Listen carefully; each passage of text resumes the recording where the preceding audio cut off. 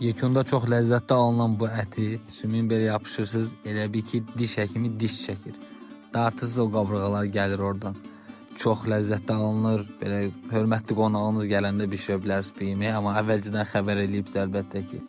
Ət elə gözəl bişib ki, gəl deyirsən özü bet gəlir. Sev eləməyi və paylaşmağı unutmayın.